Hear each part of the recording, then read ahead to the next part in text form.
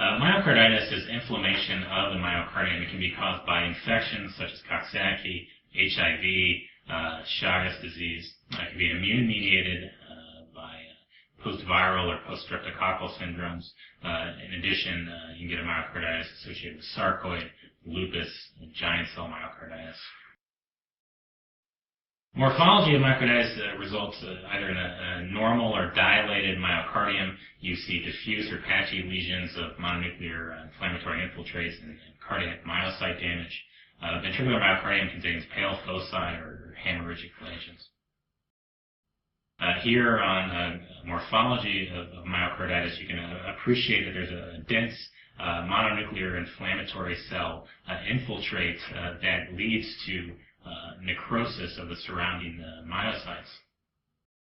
Clinically, these patients can be asymptomatic. Others may have fever, chest pain, fatigue, or palpitations. You can see elevations in cardiac enzymes due to myocyte necrosis. Elevated CK-MB and troponin I can cause heart failure, arrhythmias, and in extreme circumstances, sudden death.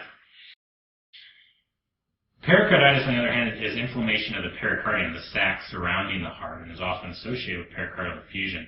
This can be caused by infection, autoimmune diseases, myocardial infarction, uremia, trauma.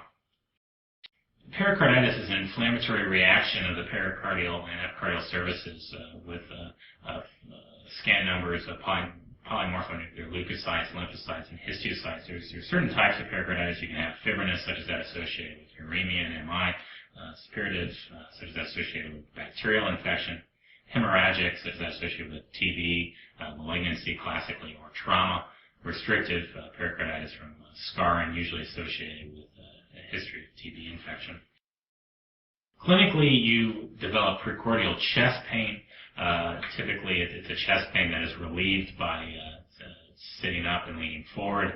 You can appreciate a friction rev on exam, muffled heart sounds, Kussmaul's sign.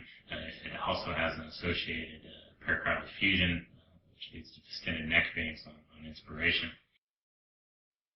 Tumors of the heart include myxomas, which are benign tumors of adults, usually arising in the left atrium, causing transient mitral stenosis, or rhabdomyoma, which is a benign tumor that is seen in infants and children arising from heart muscle.